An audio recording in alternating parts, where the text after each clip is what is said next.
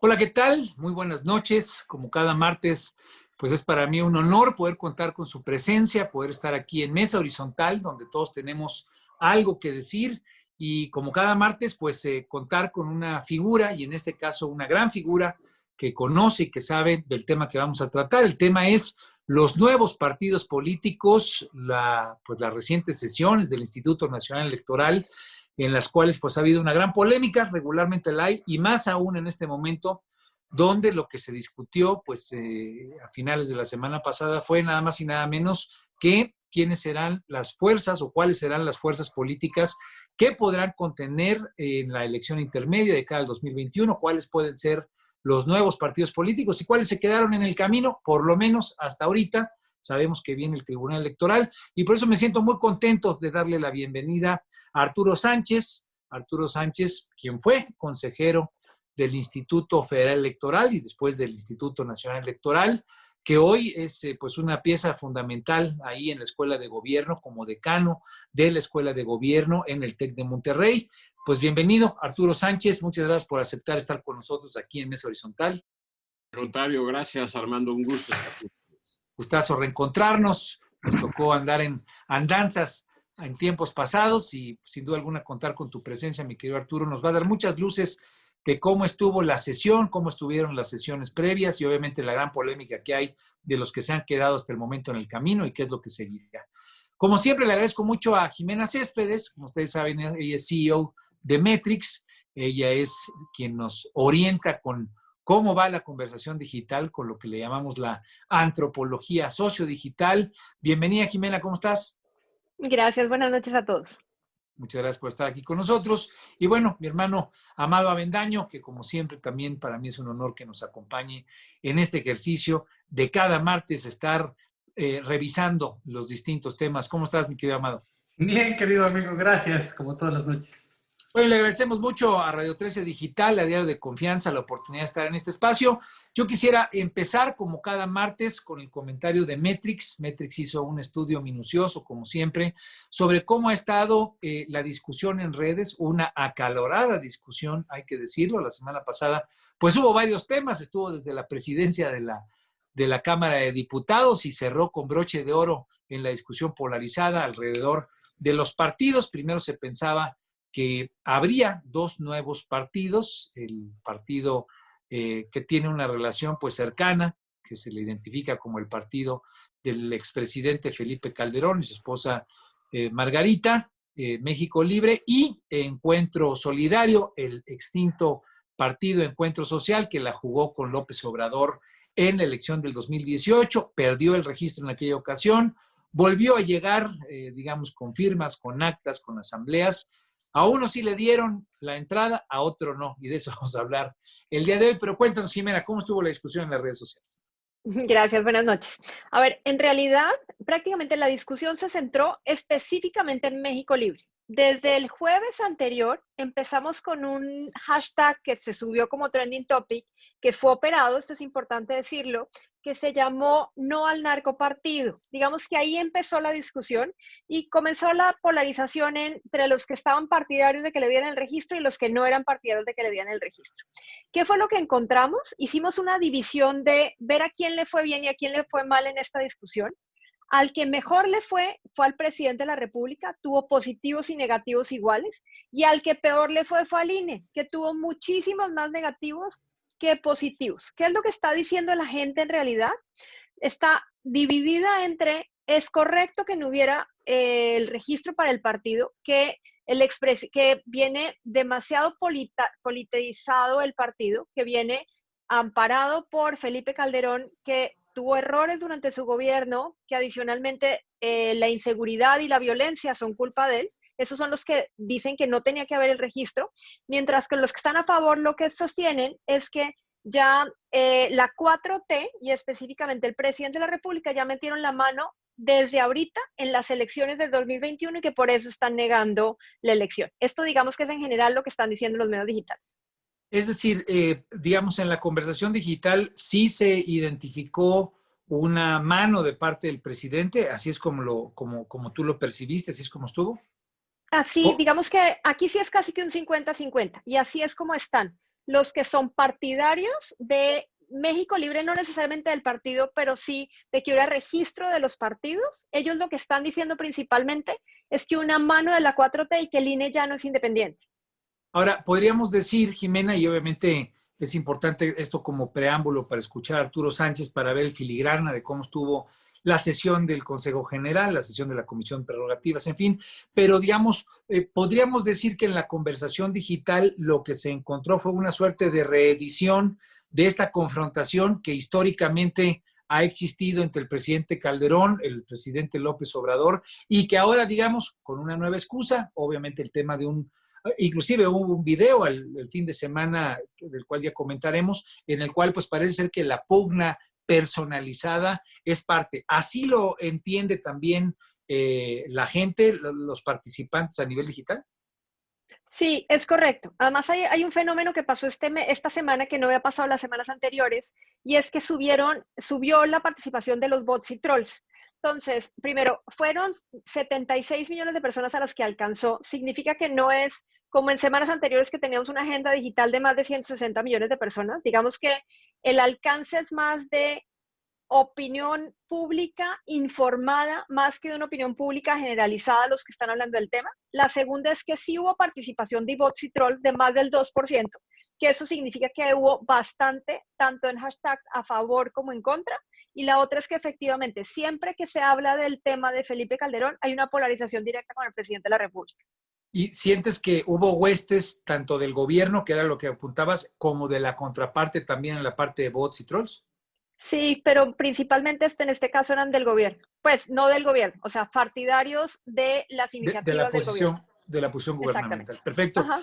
Mi querido Arturo, pues obviamente con este preámbulo, en este contexto, como tú puedes ver, pues las redes sociales han tenido, ya lo ha comentado Jimena en otras ocasiones, ahora lo vuelve a reiterar, pues muy en el centro del huracán el tema del Instituto Nacional Electoral. A lo largo pues de los últimos meses, el propio presidente desde la mañanera pues se ha encargado de enfatizar una andanada de señalamientos, críticas. Es sabido que el presidente pues le trae el ojo puesto al INE desde hace ya pues bastantes años, desde lo que él siente que ocurrió en su contra en el 2006, pero más allá de eso, el INE ha estado en el ojo del huracán. Y ahora no es la excepción, se entiende, nuevos partidos políticos, unos se quedan en el camino, tendrán que ir al Tribunal Electoral. Cuéntanos, Arturo, tú estuviste y te tocó estar pues, en muchas de estas acaloradas sesiones, fuiste un actor muy importante en muchas de estas decisiones, te tocó pues aprobar a nuevos partidos, te tocó negarle la participación a esos. Cuéntanos en esta primera intervención, ¿cómo viste tú las sesiones? Y obviamente desde la Comisión de Prerrogativas, que al final del día pues le paró, digamos, el paso a algunos partidos que se pensaba que podían estar en el dictamen definitivo. No sé si nos puedas dar una visión general de qué fue lo que ocurrió. Mira, yo creo que es muy importante comentar un poco el tipo de revisión que tuvo que hacer el INE en esta ocasión. Ya no es como antes, en donde cumplir los requisitos que marca la ley era básicamente lo suficiente. Nos olvidamos de repente que también tenían que presentar todos los partidos 3 documentos, su principios de doctrina, su plan de gobierno y sus estatutos, que normalmente ahí se centraba mucho el debate.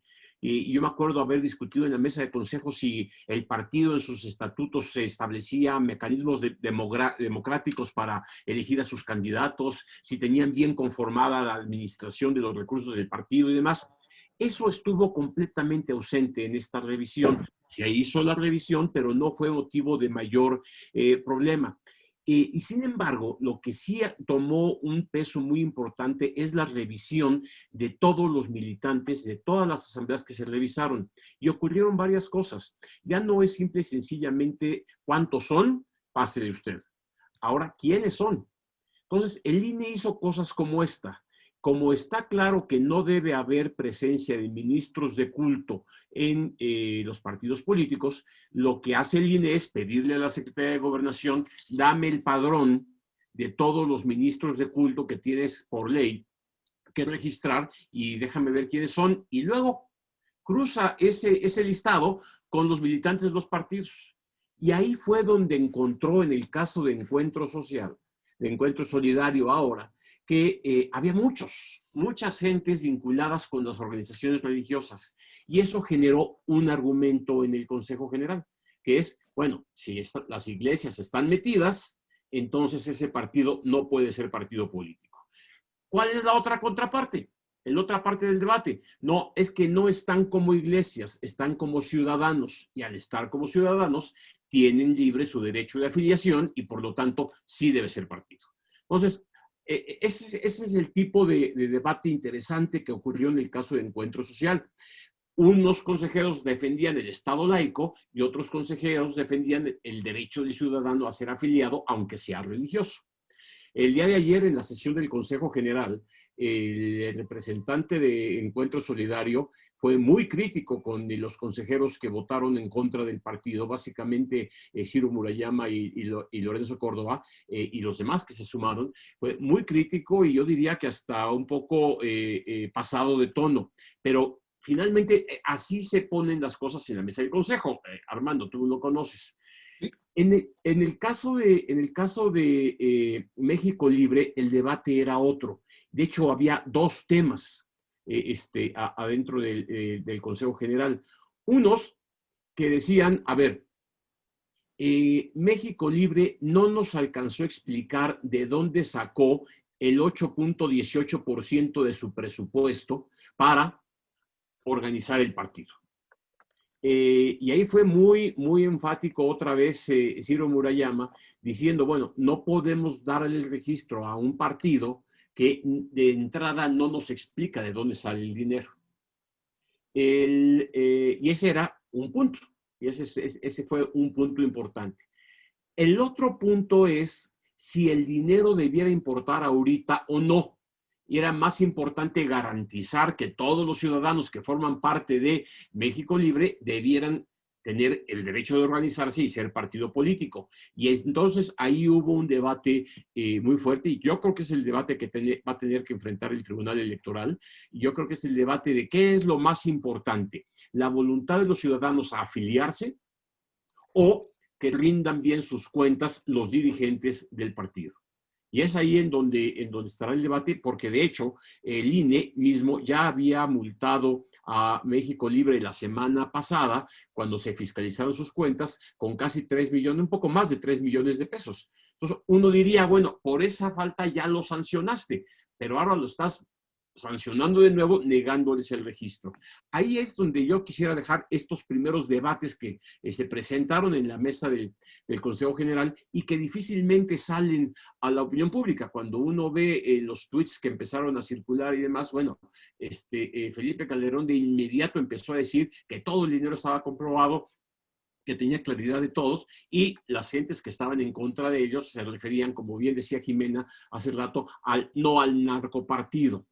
Y eso un poco generó un debate y una polarización que es un poco los tiempos que estamos viviendo.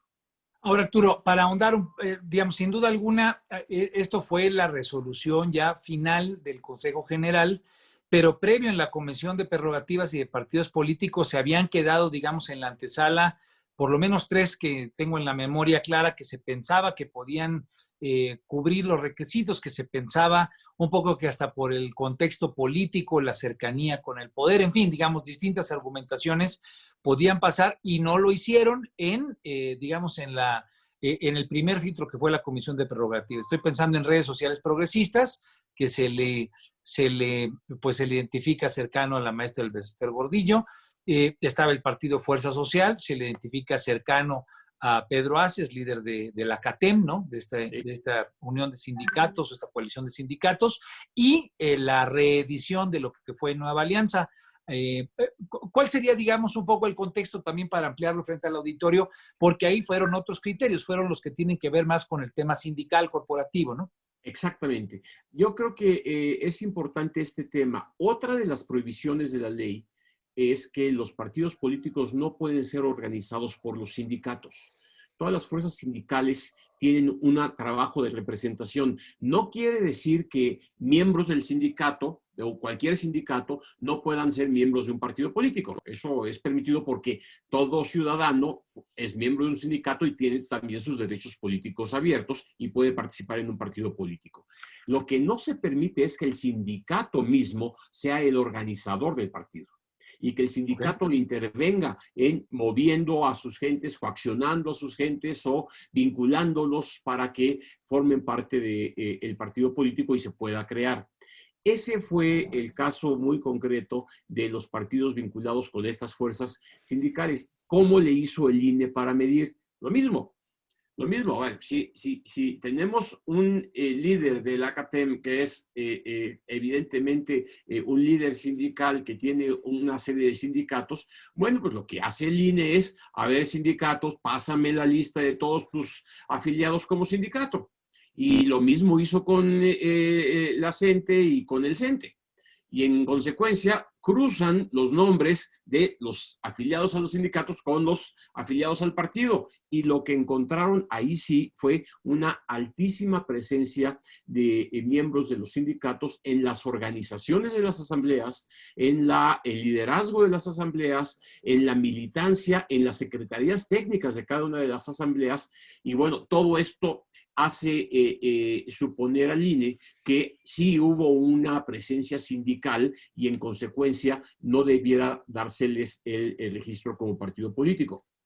Sin embargo, ¿por qué llegaron a la mesa de la Comisión de Prerrogativas? Porque lo que hace el INE es que tiene una dirección ejecutiva de prerrogativas que hace todo el análisis, es la dirección ejecutiva que sigue los lineamientos que le dice el Consejo General, pero hace todas estas revisiones, todos estos chequeos. Hay uno más, hay que sacar a los que están en dos partidos, nada más puedes estar en un partido, entonces cuando te estás afiliando a dos, pues tienen que separarlos y eliminar uno y solamente una afiliación, la primera que llegó. Son muchos los cruces que se hacen. Y en el caso de la Comisión de Prerrogativas, el director ejecutivo de Prerrogativas llegó a la mesa diciendo que debiera haber, pues de hecho, prácticamente 5 partidos. O sea, que había posibilidades de los 5, 4 realmente tenían posibilidades. Y los consejeros, ahí ya la autoridad empieza a definir qué criterios deben aplicarse y qué criterios no. Si realmente es importante el problema del dinero, si es importante el problema de la afiliación como derecho político, si es importante la vinculación con el sindicato, y lo que ocurrió fue que finalmente la comisión, los 5 consejeros que están en la comisión acordaron que solamente 2 de esos partidos podían ser. Desde ahí se cayeron los partidos vinculados con los sindicatos. Entonces, ahora, ellos podrán acudir al Tribunal Electoral, ¿correcto? Sí, pero se cayeron ahí.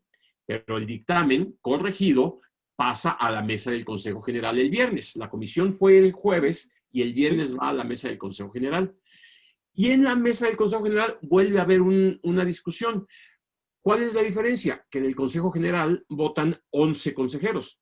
En la comisión solamente 5.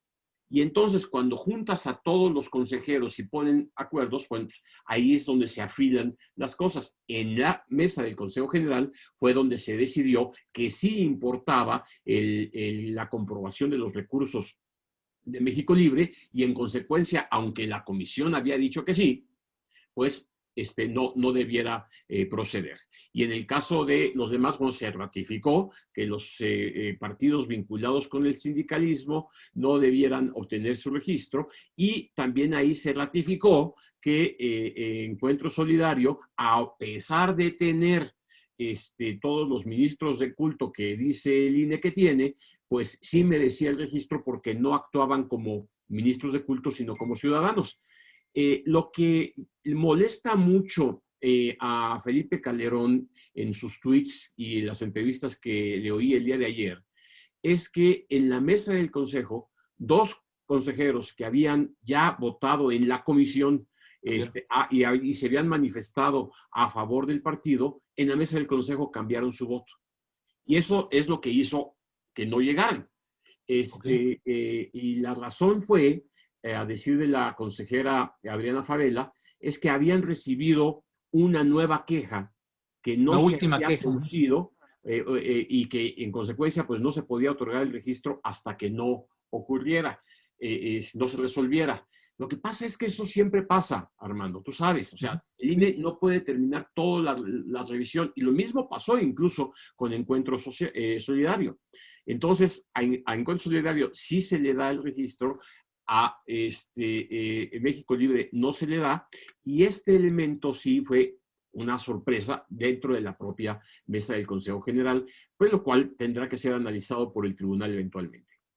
Entonces, a final del día, lo que sí podemos prever es que 5 partidos políticos irán al tribunal, o no 5 partidos políticos, 5 organizaciones, 4, porque una ya está, solamente que la metan al enjuague, porque le hagan, digamos, algún señalamiento. Otros, que eso también ocurre, ¿no? De repente ya pasan y te pasan a torcer, pero la pregunta sería si seguramente podrían estar tal vez 5 fuerzas políticas litigando todavía en el tribunal. Paso con Amado. Sí, perdón, adelante, Arturo. No, sí, ibas a comentar algo. Tienes toda la razón. Que alguien se queje de Encuentro Solidario es factible, pero vamos a ver si el tribunal le da entrada, porque ¿cuál es el interés jurídico de alguien para evitar que haya un partido? Entonces tiene que fundamentarse muy bien. Pero sí, va a haber un tiempo complejo en el tribunal para resolver sobre estos casos. Pero, digamos, tal vez hablando de la argumentación que hubo, que es para defender el Estado laico, ¿podría alguien, digamos, intentar bajo esa ruta hacer alguna defensa? Digo, no la estoy sugiriendo, solamente creo que podría llegar a haber, dado que el interés tutelado termina siendo la laicidad del Estado, ¿no? Exactamente, ese es el punto. Si se viola o no, si personas, miembros de iglesias, son parte organizadora de un partido político. Ese es el tema en ese caso. Sin duda alguna.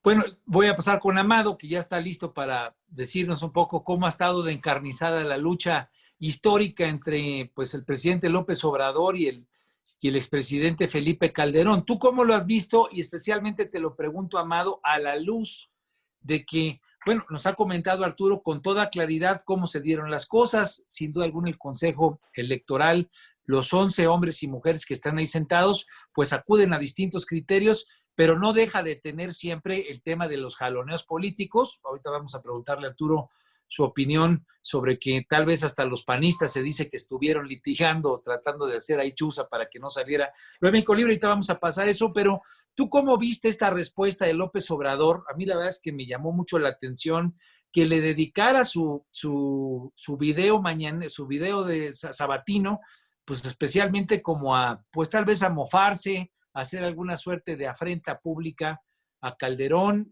¿Cómo lo viste? Mira, Porque inclusive en la mañanera de ayer todavía lo retomó, ¿no? Sí, el presidente López Obrador tira línea todos los días desde las mañaneras, entonces esta no iba a ser la excepción. Pero además hay que recordar que esta relación tortuosa entre Calderón y López Obrador pues viene no del 2006, porque antes ambos fueron presidentes de sus partidos políticos de 96 a 99, ambos. La relación es larga, pero el presidente, te decía, tira línea política y al mismo tiempo premia o castiga. Al INE lo trae de encargo, ¿no? De siempre lo trae de encargo. Y ni siquiera en esta resolución que, digamos, entre comillas, le favorece en su desquite personal, político personal contra Calderón, pero no le beneficia en términos políticos a su partido, de todos modos tira línea. Él dice que está bien. Hay algunas veces en las que ha actuado de manera contraria. A mí no me hubiera extrañado que el presidente hubiera dicho, hombre, denle el registro a Calderón, así poniéndose hasta condescendiente. Pero es que el ambiente está muy sucio. El ambiente de la opinión pública está muy sucio y muy polarizado. Y eso provoca que discusiones como la que han tenido en redes Ciro Murayama y Felipe Calderón terminen perjudicándole obviamente más al INE, porque pues el INE es una institución. En el caso de Felipe es pues una raya más al tigre. Y a mí lo que me preocupa mucho es que la gran mayoría de las personas no tenemos los elementos clave para saber si esta es una decisión correcta o no. Pero eso no basta. O sea, la gente opina, dice, genera opinión pública. Y la verdad es que ensuciando más todavía esta discusión, lo que termina sucediendo es a quien se daña es al árbitro. Y me parece que lo fundamental aquí es que el árbitro se mantenga firme y que no lo tratemos de tirar. Muchas veces a muchos les gustará, a muchos no les gustarán las decisiones del Instituto Nacional Electoral, pero pues sus bases deben tener, y esas bases no las tenemos nosotros. O sea, nosotros no entramos a la sesión del Consejo General ni a las comisiones, y por eso hay un tribunal electoral. Ese tribunal tiene que decidir y tiene que ser transparente a la hora de la toma de decisiones, porque eso también es un trabajo de las instituciones, dar la cara a la ciudadanía. Me parece que es muy prematuro tratar de juzgar nosotros desde esta posición, y eso es lo que está haciendo la opinión pública. Pues unos se burlan de Calderón, otros atacan al INE, otros lo defienden, y a mí me parece que se pierde en este ruido, se pierde mucho lo básico que es el respeto a las instituciones, son los pilares de la democracia. Básicamente ahí está la discusión. Jimena, ¿es cierto que el INE sale golpeado? Digamos, está esta discusión, a final de cuentas, el árbitro, y lo hemos comentado, pues trae la carga de tener que representar acuerdos, de tener que proyectarlos, de tener que guardar silencios que muchas veces se tienen que guardar. Y bueno, pues las redes sociales son pues un espacio de eso, de combate en una gran... poco se construye en las redes sociales más que frentes de batalla. ¿Cómo sale el INE librado de esto? Y tal vez como preámbulo para preguntárselo a Arturo, ¿qué tanto se identifica que el tema de Felipe Calderón o su partido haya tenido que ver el Partido Acción Nacional? Mucho se decía que México Libre tiene, digamos, la condición de que termina fragmentando a un partido político que está funcionando como oposición. ¿Qué tanto ambos temas fueron parte de la discusión y cómo salen librados? En este caso, la polarización fue más de personas incluso que de la institución. O sea, prácticamente lo que hablaban era de Lorenzo Córdoba, de Felipe Calderón y de Andrés Manuel. O sea, eso eran como las tres figuras públicas. El INE, México Libre y el gobierno eran como los actores secundarios dentro de la conversación que se llevaba de los medios digitales desde el jueves a la fecha. Digamos que eso es lo primero. Lo segundo es, el que peor sale es el INE, porque lo que están diciendo es que el INE generalmente no es independiente, que va muy relacionado con el gobierno, y en este caso lo que están diciendo es que ya fue comprado por el nuevo gobierno. Entonces, esa es como parte de lo que están diciendo. Y la otra es que, y eso sí ya son los partidarios más del lado de que le dieran el registro a los partidos, es que lo que ellos están mencionando es que sacaron de la manga, así pues la opinión pública así lo dice, la resolución, o sea, los argumentos por los cuales no les dieron los registros. Digamos que eso era como lo principal hacia el INE. Ahora, ¿qué pasa con Felipe Calderón? Con Felipe Calderón, digamos que la pugna es específicamente sobre la persona, más que sobre el partido. Ni siquiera hablan mucho de Margarita Zavala, de lo que hablan es específicamente del expresidente y de sus errores en el pasado. Y lo que sí dicen del presidente López Obrador es que, digamos que se había estado como independiente de la discusión, había hecho un buen trabajo solamente hablando del INE cuando, por ejemplo, el caso de que habían bajado su video con el tema del Papa, pero el video que sacó desde el sábado sí fue muy polémico. Tuvo más de 10,000 comentarios, que eso es un montón para un video, y la mayor parte fue posicionado a favor de él, o sea, digamos que sí tuvo bastante gente que dijo que era lo correcto, que le agradecían su mensaje, y ya los que estaban en contra, lo que estaban diciendo es que había sido que era parte de su venganza, que él lo había logrado regándoles el registro. Arturo, y sobre el tema, adelante, tema Acción Nacional no salió en la conversación. O sea, es tan mínima la conversación que digamos que la opinión pública ni siquiera mencionó si Acción Nacional estaba a favor o estaba en contra. Digamos que fue más de estos tres actores políticos. Fue más una opinión de círculo rojo o de comentarios, de editoriales, y no tanto un tema de la gran conversación. Entonces yo pasaría ahí, Arturo, un poco en el contexto general. Tú que te ha tocado estar ahí, te tocó estar en pues muchas de las sesiones. La gente cuando no conoce las instituciones por dentro, pues obviamente pues genera opiniones, surgen fantasmas, hay posibilidades, y eso es un poco lo que salió a decir tanto Calderón como Margarita Zavala, cuando decían que habían salido cosas que estaban cambiando los acuerdos, que estaban saliendo reglas que no existían, que se habían modificado, pues estos precriterios o estos criterios que ya se habían establecido. Yo te la tengo que hacer esa pregunta porque yo cuando lo estaba oyendo eso, me vi reflejado por lo menos en mi parte de la historia ahí como independiente, donde de repente te dicen de una forma y te la cambian, ¿no? ¿Qué tanto ocurre eso en el INE? ¿Por qué ocurre? ¿Y qué tanto esto termina siendo pues algo que puedan hacer valer los partidos o los actores frente a los tribunales? Esta sensación de que surge presión política, de que algunos consejeros funcionan como correas de transmisión, de que se puede hacer cabildeo por parte, en este caso, de Acción Nacional, por lo menos eso es lo que seguramente ustedes leyeron en algunas editoriales, yo por lo menos leí algunas. ¿Qué tanto puede ocurrir eso? Y desde tu perspectiva, desde donde estás viendo hoy los toros, ¿qué tanto crees que haya podido haber ocurrido? A ver, yo debo decir algunas cosas. Si analizamos la posición de cada consejero, sobre todo de Lorenzo y de Ciro, es muy entendible la forma como votaron. Su argumento es, no se comprobó el dinero, y eso es una falta gravísima. ¿Por qué los entiendo? Porque cuando yo era director de prerrogativas y partidos políticos, nos tocó resolver el caso Pemex Gate y amigos de Fox. Y ellos, justamente ellos, que eran asesores de Pepe Woldenberg, eran los responsables de seguir el caso, seguir la investigación, ir haciendo... Entonces, ellos sí saben, en su experiencia, igual que en la dirección de prerrogativas que me tocó dirigir, de la capacidad de manejar el dinero aviesamente para obtener ciertos objetivos. Sí. Entonces, no me extraña su voto y su argumentación. Sí. Y eso sí pasa. Y para convencer de eso, sí tuvieron que cambiar un criterio que se había sostenido en la comisión el día anterior.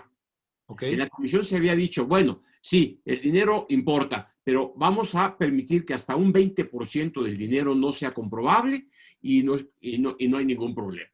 Pero el día siguiente, en la mesa del Consejo General, el consejero Murayama propone que en lugar de ser el 20% que le había dado el registro a México Libre, fuera el 5%, que lo deja fuera del registro. Entonces, ese tipo de cambios son los que no gustan, pero fueron votados por los consejeros. O sea, los consejeros votaron, en efecto, que ese criterio era el que tenía que aplicarse. Y en consecuencia, el Consejo lo hace válido. Lo que vamos a ver es si el tribunal avala que se haga ese tipo de cambios de criterios en la mesa del Consejo General. No nos gustan y no le gusta a los partidos. Y tú eres testigo fehaciente de cómo se llegan a hacer este tipo de cambios en una mesa del Consejo General.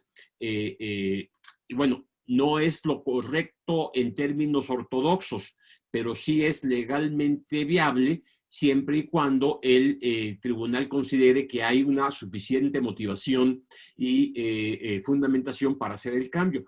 Ciro Murayama tiene un argumento fuerte a su favor. La ley no dice sobre cuánto se debe comprobar o no. Debiera comprobarse el 100%, pero ¿qué tanto es tantito? ¿Qué tanto es lo suficiente? Y entonces el consejero Murayama lo que dice es, a ver, si la ley sí dice que rebasar el tope de gastos de campaña por 5% lo hace grave, pues tomemos la misma idea y por el 5% no comprobado lo consideramos grave. Vamos a ver si el tribunal avala esa interpretación. Ahora, en términos de lo que otro, no quisiera dejar de comentar lo del video del presidente de la República. Yo sí creo que haya sido un video que logró popularidad en un sector, creo que Jimena lo explicó muy claramente, pero ese no es el problema. El problema va a ser popular cuando le pega a los que ya definió Andrés Manuel como enemigos del pueblo. El problema es que está hablando el presidente de la República y esa es una institución. Lo que al presidente Andrés Manuel López Obrador se le olvida es que él es una institución. Y es la presidencia la que está hablando. Y lo que la ley sí establece es que la presidencia de la República bajo ningún motivo puede intervenir en cualquier tipo de comunicación social que tenga algún efecto en el electorado y en el proceso electoral. Y eso está, de hecho, a raíz de el 2006, se hicieron las reformas para prohibir las campañas del Ejecutivo en los medios durante las campañas electorales, precisamente porque Andrés Manuel se quejaba de que antes el presidente había intervenido y el presidente Fox intervenía y por eso perdió y todo ese tipo de cuestiones. Lo que está haciendo el presidente ahorita, mofándose de un protopartido, digámoslo así, hablando de que para los evangélicos fue un milagro de Dios el que llegaran y que qué bueno, al decir que es un triunfo del pueblo mexicano que México Libre no haya tenido registro, es predisponer tanto al Tribunal Electoral como al electorado en el caso de que México Libre sí obtenga su registro.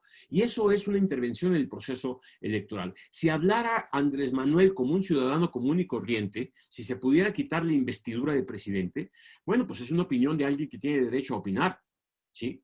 Pero como institución presidencial, sí, aquí está habiendo un fallo mayor.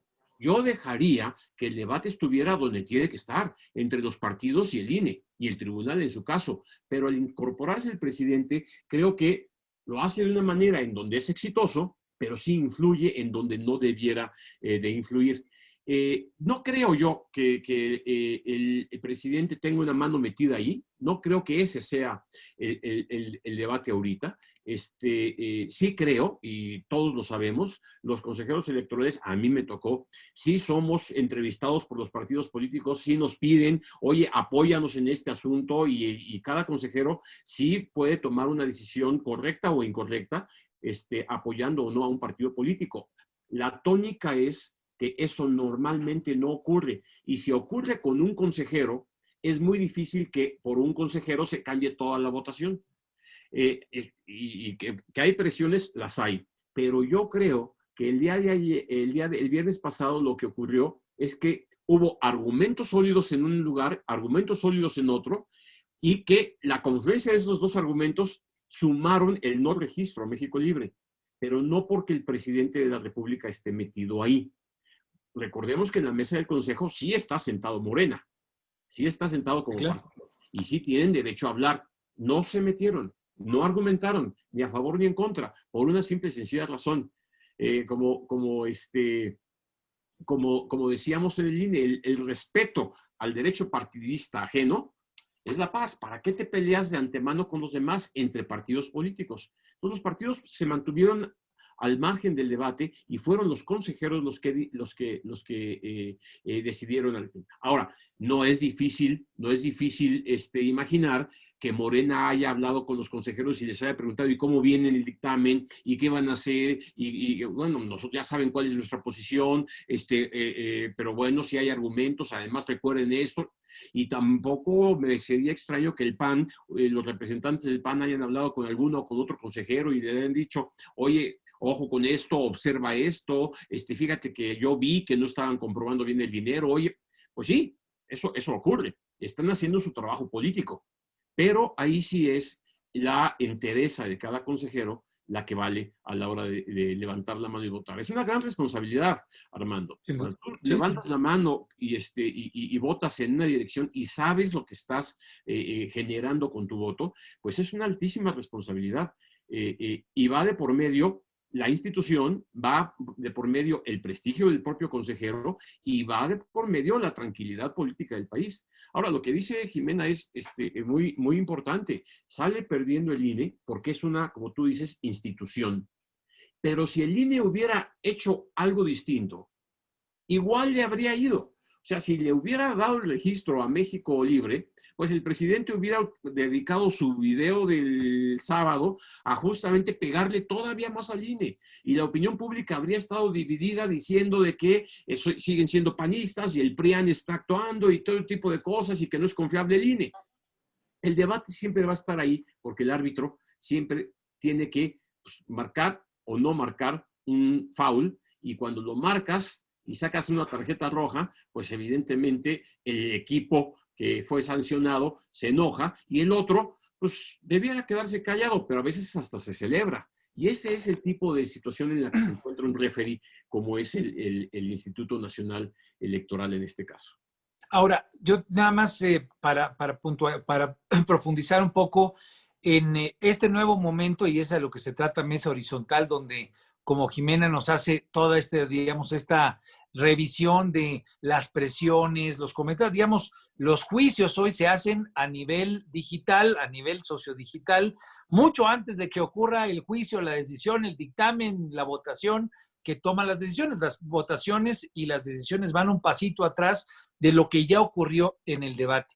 Y es ahí donde me parece que se ha incrementado el tipo de presión al que se ven sometidos los consejeros, en este caso del Instituto Nacional Electoral, donde se hace todo un juicio mediático digital previo a que se dé una decisión. Y por eso yo quisiera, pues tal vez, reforzar ahí la preocupación que yo he tenido desde hace tiempo de que estos criterios que establece el Consejo, aun cuando los vote la mayoría, sean maleables, sean modificables, porque a final del día, pues eso puede terminar convirtiéndose en más bien una herramienta, una salida, un vehículo para que algo que es estable termine siendo maleable, como maleable funciona la opinión pública. ¿Qué opinas de eso? Que los criterios sean maleables es lo peor que puede ocurrir en una mesa, porque te genera inseguridad, sobre todo a los actores políticos.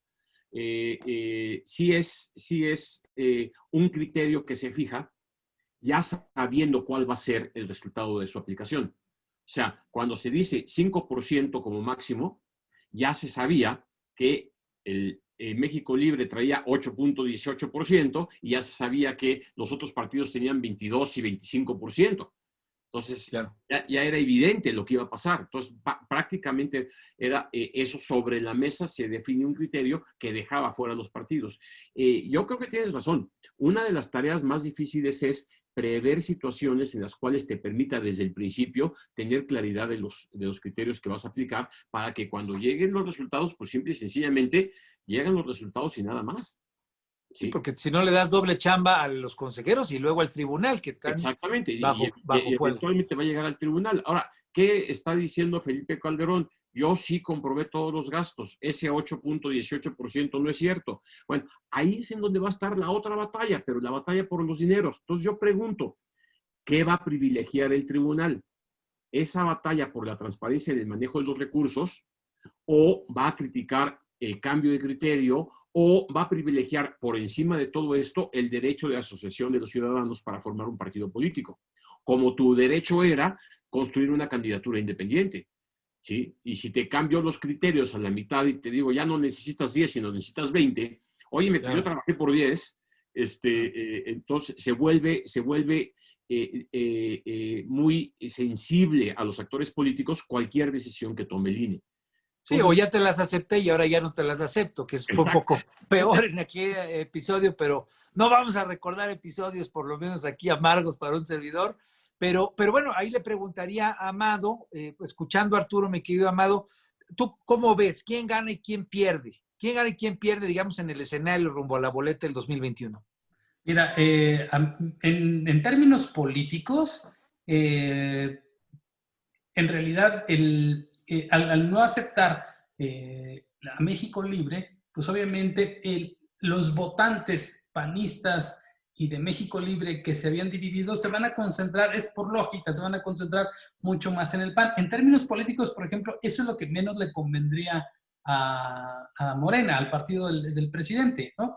Pero en términos mucho más grandes, digamos, el presidente parece que se fortalece aprovechándose de esta coyuntura, y la verdad es que el mensaje del sábado lo que quiere hacer ver al el presidente ante su público, porque él siempre le habla a su público, la opinión pública no hace ruido, pero a él no le importa, él está hablándole a su público todo el tiempo, a su público sí le da a entender que él tiene injerencia en esas cosas, como no la tienen muchas, como el precio del dólar y este tipo de cosas, o el precio del petróleo, o el precio de la gasolina, pero le da a entender a su gente que él es omnipresente y omnipotente, y que en esta decisión algo tuvo que ver para que nos jodiéramos a Calderón.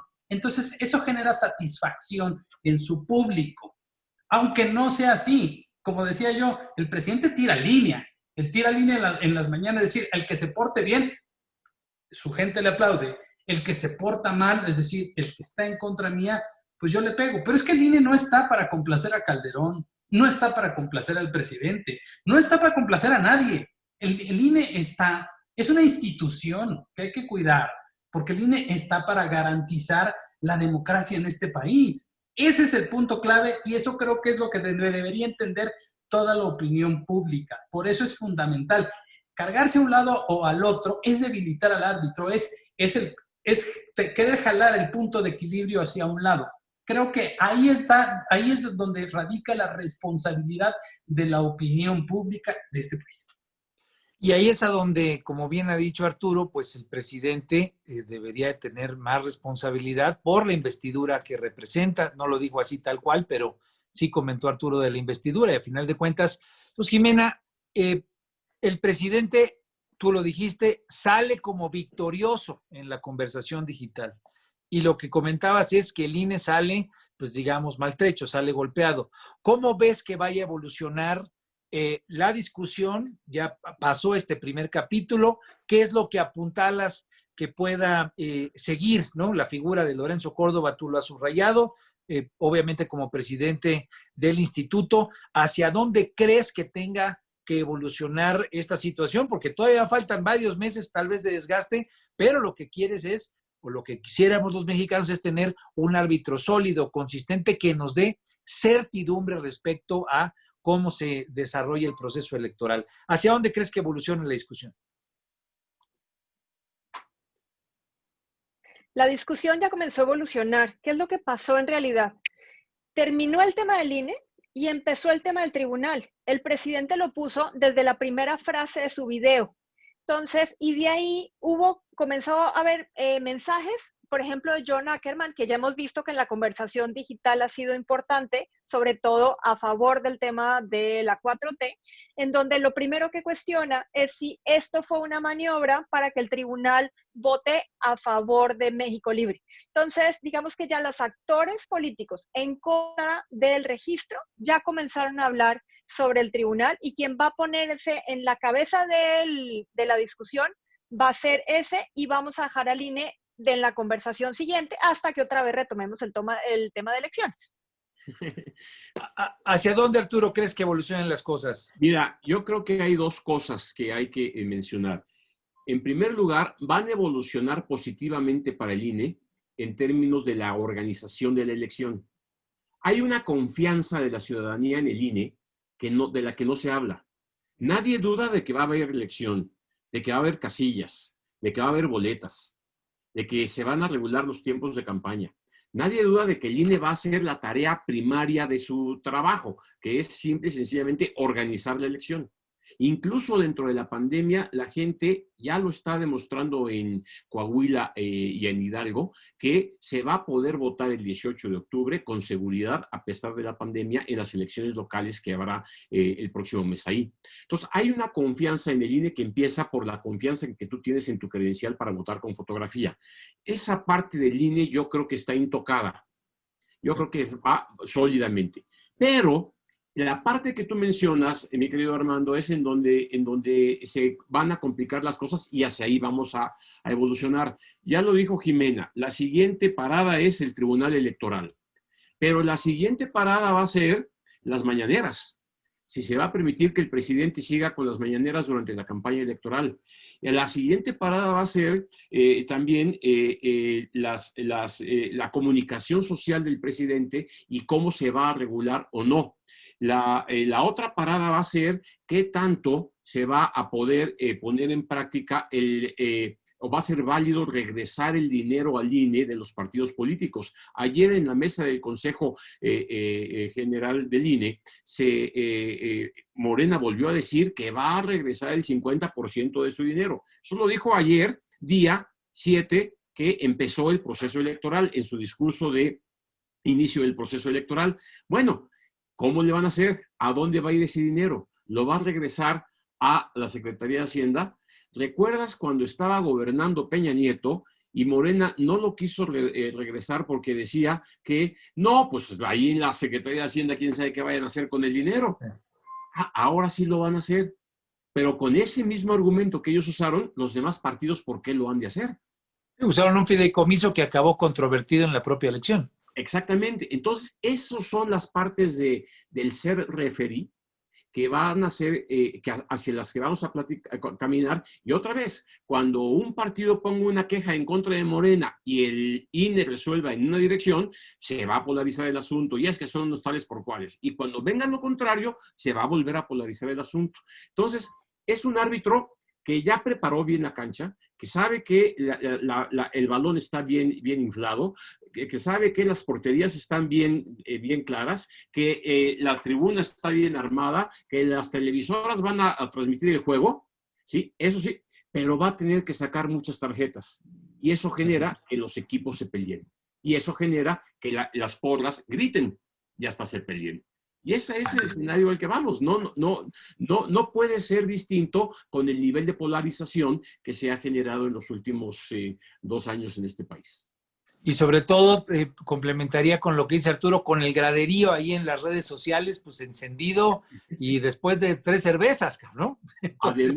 Además, en el graderío hay gente pagada para que grite. Claro. ¿Sí? Claro. Además de la porra natural y además de los que quieren ver el juego y divertirse. Así es. Amado, ¿quieres comentar algo? Oye, ya nos pero es que además el entrenador de uno de los equipos está todo el tiempo picando al árbitro y enchinchando a los otros jugadores y asusando a la tribuna para que le mienten la madre a los jugadores del equipo contrario. Es que ese es el problema, que es, digo, con todo el respeto para el Piojo Herrera, pero es como el estilo del Piojo Herrera, que está todo el tiempo picando al árbitro, enojándose, aventando cosas, pero además tiene muchísimo poder. Ese es el problema. Bueno, el problema es que sesga. Ojo, no es el Piojo Herrera, es el dueño de la FIFA o es el que está ahí presidiendo la FIFA. Pero en fin, ya caímos en el argot futbolístico. Sin duda alguna, Arturo, ha sido un deleite para nosotros tenerte aquí en Mesa Horizontal. La verdad es que va a haber mucha agua, como bien dices tú, muchas paradas todavía, que cada una va a ser una batalla por sí misma, pero escucharte con la trayectoria que tienes en la construcción del Instituto Federal Electoral, del Instituto Nacional Electoral, y ahora poder contar con tus apreciaciones en tiempos en los que demasiado ruido nos nubla para poder tener precisión en el entendimiento, pues realmente, como te digo, un deleite, y yo te agradezco enormemente la oportunidad de estar aquí. Ya estaremos en otras discusiones y así nos lo aceptas, pero pues bienvenido y sabes que esta es tu casa, Mesa Horizontal. Muchas gracias, Amado, muchas gracias, Jimena y Armando, qué gusto volver a verte y ya platicaremos. Ya estamos. Un abrazote fuerte. Saludos, Arturo. Y seguimos. Gracias, Arturo. Buenas noches. Bueno, pues sin duda alguna, muy positivas las reflexiones con Arturo. Creo que nos da pues una claridad de lo que está pasando, de cómo se están dando las cosas ahí. Pero Jimena no fue el único de los temas que hubo en la agenda, fue sin duda alguna de los más sonoros, pero ¿qué más se discutió y qué más piensas de lo que se construyó la semana pasada que podemos seguir viendo en estos días y las próximas semanas? A ver, te tengo que decir que Amado y yo nos equivocamos, porque ni Lozoya ni el hermano del presidente siguió en la conversación de esta semana. Lo más importante fue el segundo informe del presidente, eso fue lo que acaparó prácticamente más del 40% de la conversación digital.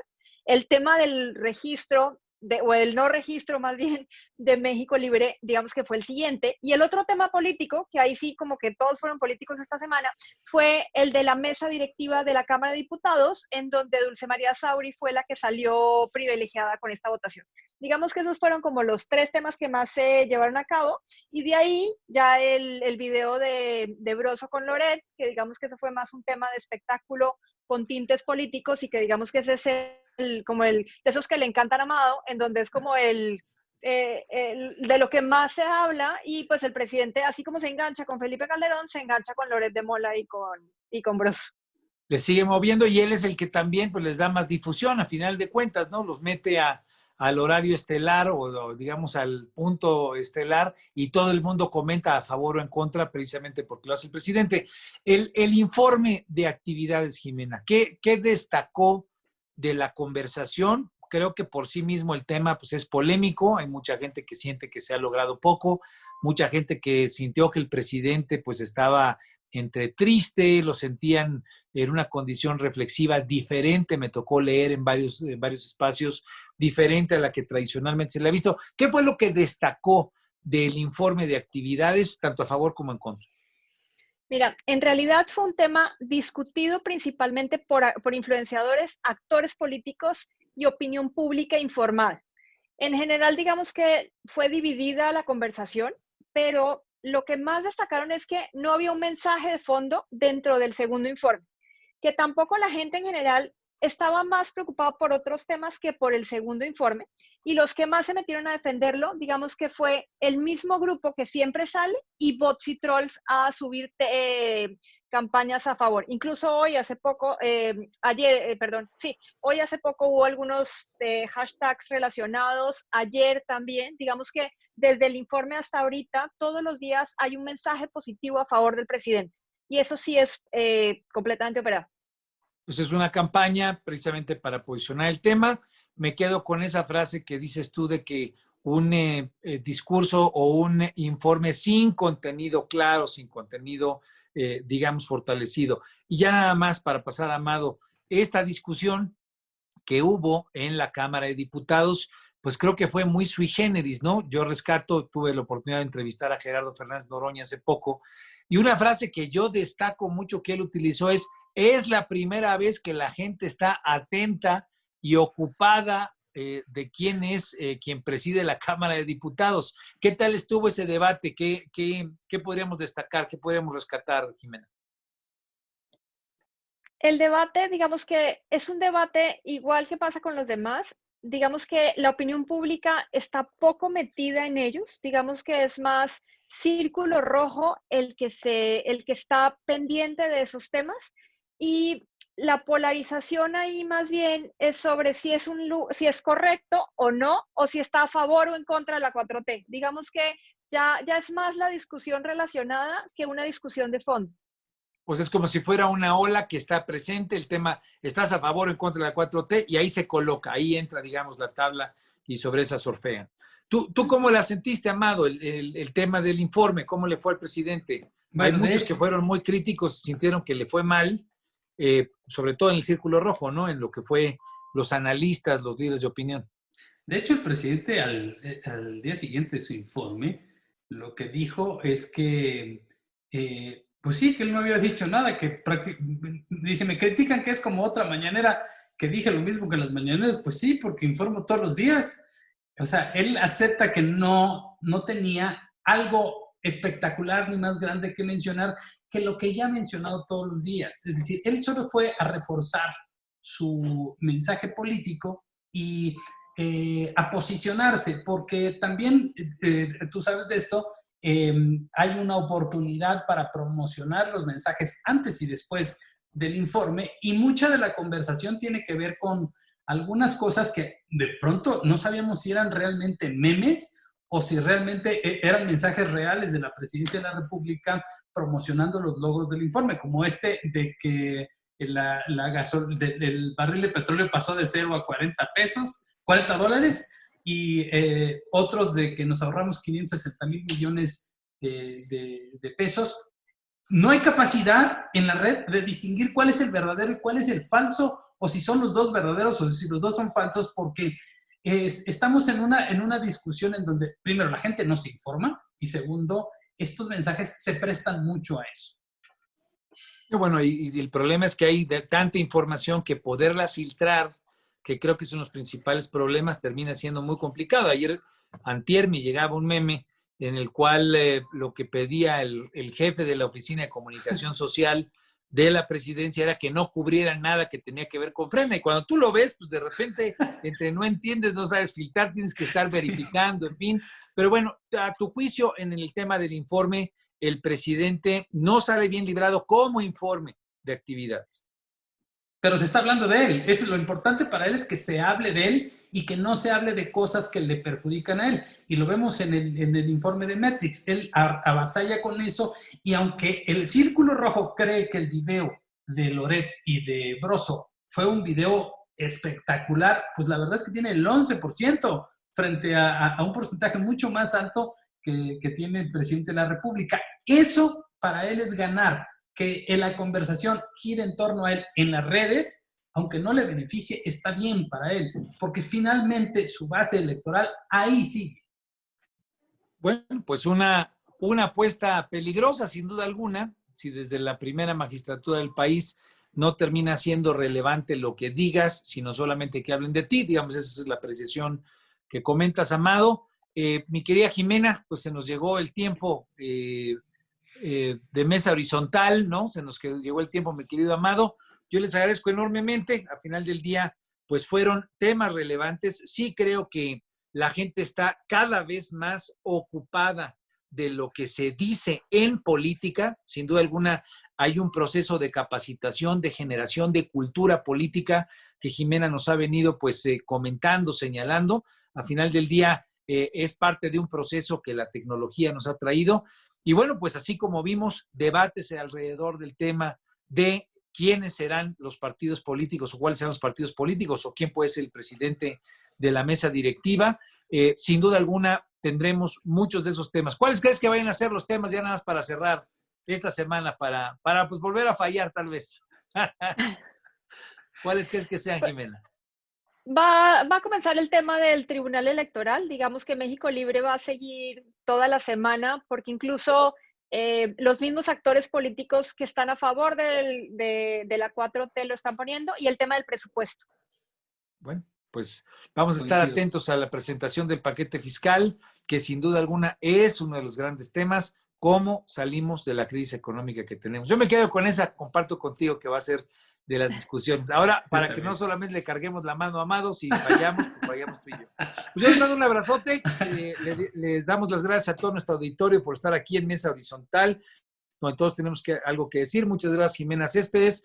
Muchas gracias, Amado Avendaño. Nos vemos la próxima semana aquí a las 9 de la noche por Radio 13 Digital y también por Diario de Confianza. Saludos. Buenas noches.